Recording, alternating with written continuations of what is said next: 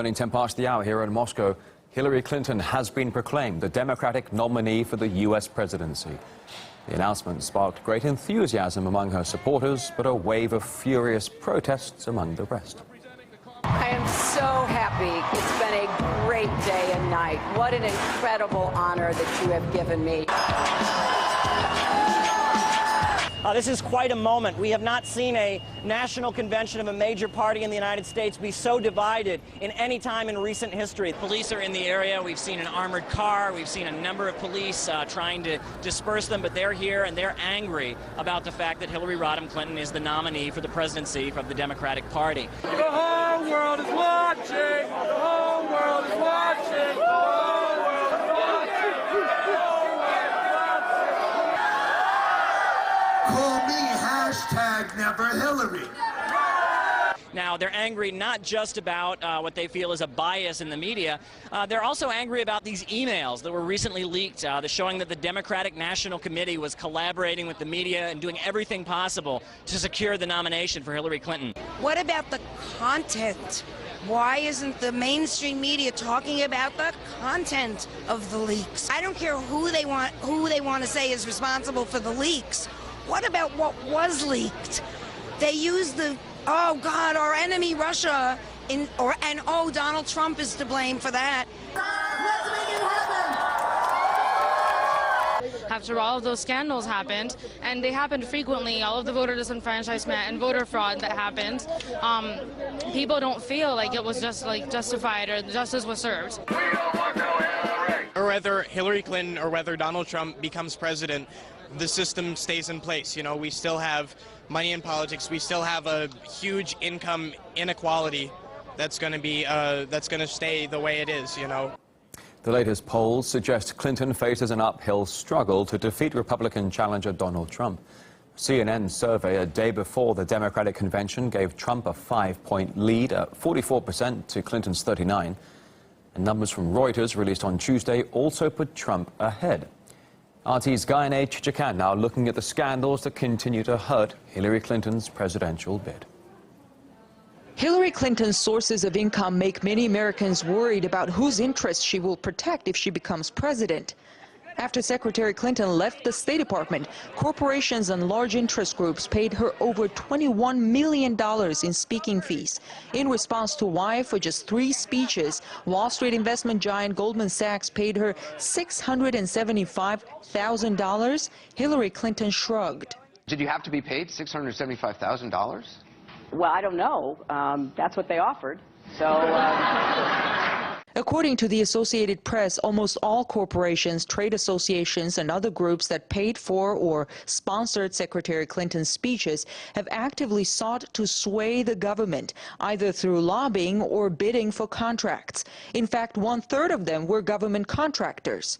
But it's not just her profits that have raised concerns. Her husband Bill Clinton's speaking fees skyrocketed when she became Secretary of State. When it comes to the Clintons, you have to follow the money. In his documentary, Peter Schweizer has looked at examples of when Secretary Clinton's decisions may have been affected by the money the Clinton family made. A U.S. law prohibits sending aid to corrupt governments where the aid can be stolen, unless there is a special waiver from Secretary of State.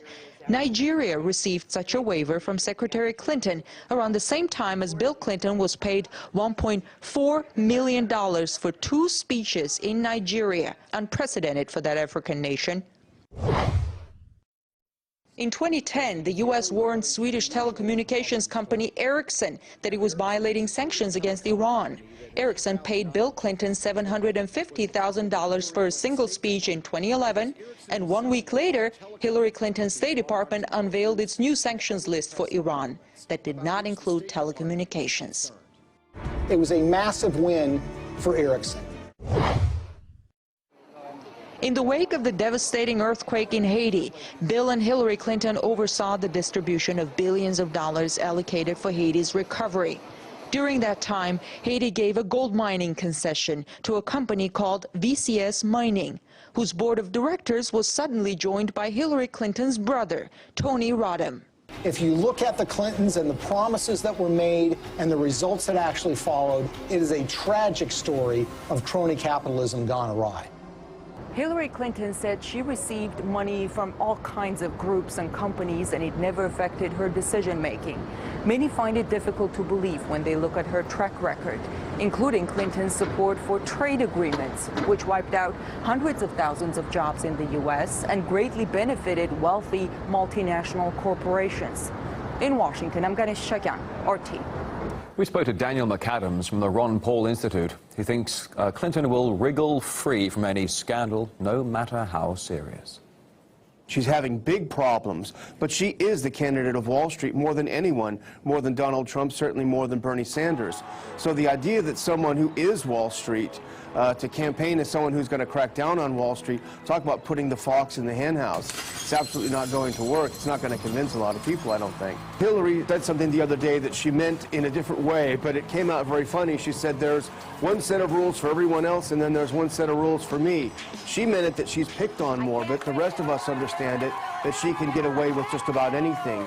She opened up the U.S., the most sensitive secrets of the U.S. government to anyone, to any hacker to get a hold of, and she treated it as if it just didn't matter. Well, amid all the splits and splinters inside the Democratic camp, one thing is for sure, they are being creative.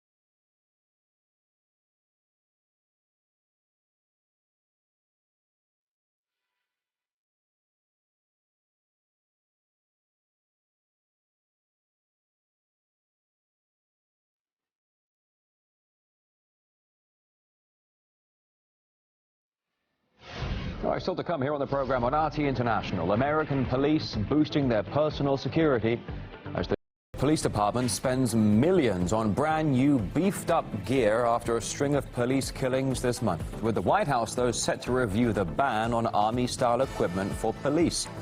We're back in just a moment.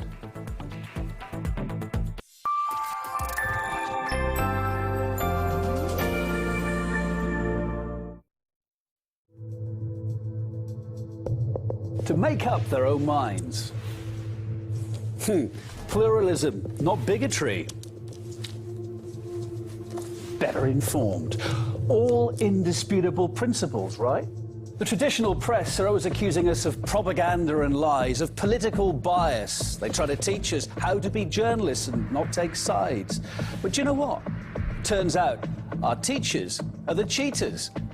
Journalism, really?